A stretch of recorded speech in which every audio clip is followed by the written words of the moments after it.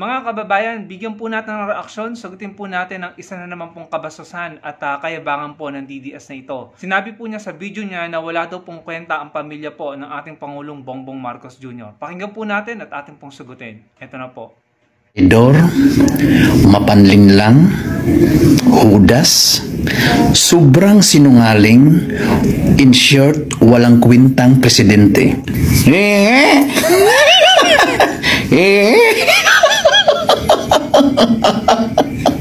Tama nga sinasabi ko, tama nga ang analysis ko na yan si Martin Romualdez, sinto-sinto, at yan si BBM, uto-uto. Inuuto lang sila ng mga kongresistang buaya, inuuto lang sila ng mga senador ng mga buaya kasama na si Tolpo. So ngayong eleksyon, sa senatorial election next year, alam nyo na kung sino ang mga senador na dapat iboto at ilagay sa Senado. Number 1 dyan, number 1 sa balota ko, si Tatay Digong. Pangalawa, si Marcolita. Pangatlo, si Basti. Pang-apat, si Paulo. Panglima, si Lacson. Kung maaari, vote straight na lang natin. Kasi sila yung mga totoong tao talaga na ayaw ng corruption. Alright? Malaking tulong ang mga nabanggit ko ng mga senador. So sa lahat ng mga bangag dyan na nagsasabi na natigok na daw ako, sa lahat ng mga bangag dyan na nagsasabi na nakulong na daw ako, so I am collecting some evidences dito ngayon sa mga katiwalian na ginagawa ng administrasyong bangag. Pinatunayan lang ni BBM kung gaano kasakim sa kapangyarihan ang mga Marcos. So for me, kung noon nabudol ako, kung noon nalinlang ako ni BBM Ngiwi, this time around tanggalin na ang lahat ng mga Marcos. They are all the same feeder. Wala kayong mga kwintang pamilya. Mga salot pala talaga kayo. Pinatunayan lang talaga ngayon ni BBM. The history repeated again. Bilang tugon mga kababayan, ito po yung reaksyon natin dyan. Alam nyo, sa kabila ng ginagawa nilang ganyan na araw-araw, maya't maya, nag-upload sila ng mga content ng pambabastos, pagyayabang, laban po sa ating Pangulo. Ang Pangulo po ay busy-busy sa pagtatrabaho. Ayan, kitang-kita nyo naman, recently binasita niya ang kanyang mga kababayan sa norte na nasa lanta po ng bagyo. Ayan po, aktual po siyang pumupunta. Hindi yung tipong gabi-gabi lang nagpapamiting hindi kagaya dati. Aktual siyang pumupunta at para pumatugunan ang naiwang pinsala po ng bagyo. So habang sila busy-busy sa kakagawa ng content ng pambabastos at pagyayabang, ang Pangulo, ang ating gobyerno at iba pang concerned Filipinos para sa bansa ay patuloy na nagtatrabaho. Mga kababayan, bago ako patuloy na magbigay ng reaksyon sa sinabi nito, gusto ko pong ibahagi sa inyo ang magandang balita. Bumaba po ang inflation ng bansa natin noong September. Inflation drops to over 4-year low of 1.9% in September 2024. Binalita po yung sa Inquirer at sa Rappler, mga kababayan. At ayon sa mga eksperto, maaaring pumalo lamang sa 3.something, 3.4 or 3.6 ang inflation ng bansa sa buong taong 2024. So, para po sa akin yan ay good job kumpara dati. Kung maalala nyo, pumapalo ng 7, 8 point something or 8.4 yata yun, yung inflation ng bansa natin. Pumalo ng 8%, mahigit 8% ang inflation. At sa ngayon, nakikita natin na bumabagal na po yung inflation. 1.9% at magpatuloy sana bumaba ito. At na-appreciate po natin ito. Ewan ko lang sa mga DDS na ito kung bakit hindi nila na-appreciate ang magagandang balitang iyan. Marami pong magagandang balita ang nangyari sa bansa natin itong mga nakaraang linggo at nakaraang araw. Pero ang mga taong ito mas gusto mag-focus sa puot, sa hinanakit, sa negativity at sa tingin ko po ay paghihigante, mga kababayan. Bilang tugon sa sinabi niya, inisa-isa po niya yung mga senador na gusto daw niyang or gusto nilang suportahan. Unfortunately sa kanila, tatlo yata sa mga yon na nabanggit niya ay hindi tatakbo sa pagkasenador. Last day na po ng filing bukas kung hindi po ako nagkakamali. At mukhang yung tatlong binanggit niya na magkakamag-anak, mag-aama ay hindi po yata tatakbo sa pagkasenador. Ganito lang po yung gusto kong sabihin mga kababayan.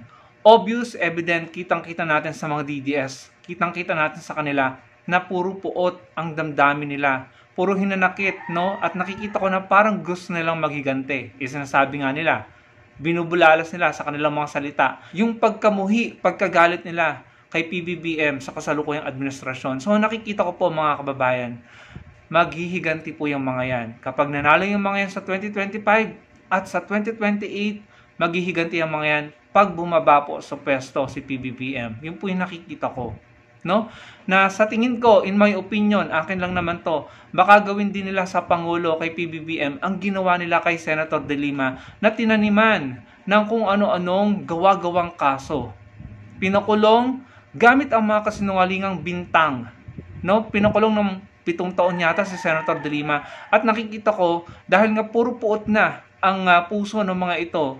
No? Kapag pinanalo ninyo or pinanalo nila ang kanilang mga kandidato na mauupo, no, hanggang 2028 or hanggang 2031 if I'm not mistaken, kasi 6 terms, 'di ba? So kapag nanalo po ang mga kandidato nila na senador at kongresista at party list, mga kababayan, nakikita ko po na babawi ang mga yan at maghihigante. At ang kinatatakot ko nga po, ang pangamba ko, baka nga po gawan din ng mga imbentong kaso si PBBM. Kagaya ng ginawa po kay Senator De Lima, kay Trillanes, mga kababayan. No? So nasa sa inyo po kung susuportahan niyo po ang sinusuportahan ng mga ito.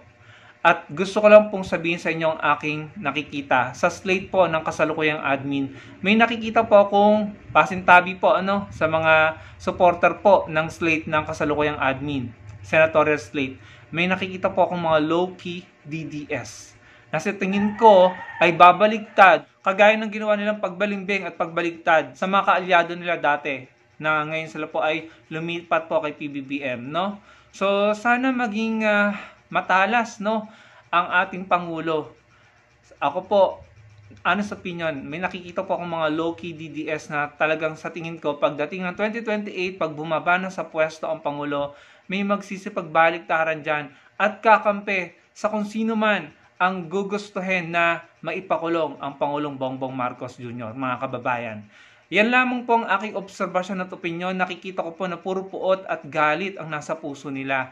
At sa tingin ko po, baka gawin nila yung pangamba ko na ipakulong din nila si PBBM kagaya ng ginawa nila sa Liberal Party, kila Senator De Lima at kila Senator Trillanes. Kaya kung ako po ang tatanungin nyo, mas mabuti pa na siguro, suportahan nyo yung sigurado tayo na hindi maghihigante at hindi magiging instrumento sa paghihigante once na bumaba na sa posisyon si Pangulong Bongbong Marcos Jr. Kung gusto nyo suportahan, suportahan nyo. Pero mag-ingat po kayo. May mga politiko pong tuso, no, na babaliktad at baka po maging paraan at instrumento para makapaghigante ang mga taong ito. Dahil kitang-kita natin, sa ngayon, punong-puno po ng puot at galit ang puso nila. Malamang sa malamang, gagante at babawi ang mga yan, mga kababayan. Kung ako po ang tatanungin nyo, maging maingat kayo, pumili kayo, at siguraduhin nyo, no, kahit pa nasa slate yan ng admin, siguraduhin po natin na hindi sila babaliktad at hindi magtatraidor. So yun lamang mga kababayan, yun ang reaction ko sa inyo. Bahala sila sa buhay nila, kung gusto nilang maging bastos sila at mayabang araw-araw, gawin nila yan, pero siguraduhin po sana natin na hindi sila magtagumpay. Isa pa sa pinaka-importante na hindi manalo o magtagumpay ang mga iniidolo ng mga ito ay yung dahilan na hindi po dapat makabalik, no, or makaporma ulit ang mga pogo at mga Chinese na gumagawa ng illegal sa bansa natin. Kawawa naman po ang bansa natin. Sirang-sira na, sinira na nila, dinungisan na nila, no? At ang ating mga senador ngayon na matitino ay talaga namang hirap na hirap na ipaglaban po ang ating bansa. Yung mga congresswoman, congressman, at mga senador na gumigisa sa POGO, sa EGK, at sa kung ano-ano pang iniwang problema ng nakarang administrasyon. Pagod na sila. Huwag po natin silang hayaang matalo. Bumoto tayo ng mga senador na makakatuwang nila at makakatulong nila sa pagtatanggol ng bansa natin at ng ating kalayaan at soberanya, mga kababayan. Maraming pong salamat sa panonood. Sana po i-like ng video natin. Napaka-importante po niyan para marami pong makapanood. At sana po ay makapag-komento kayo at magkita-kita po tayo sa susunod kong video. Salamat po.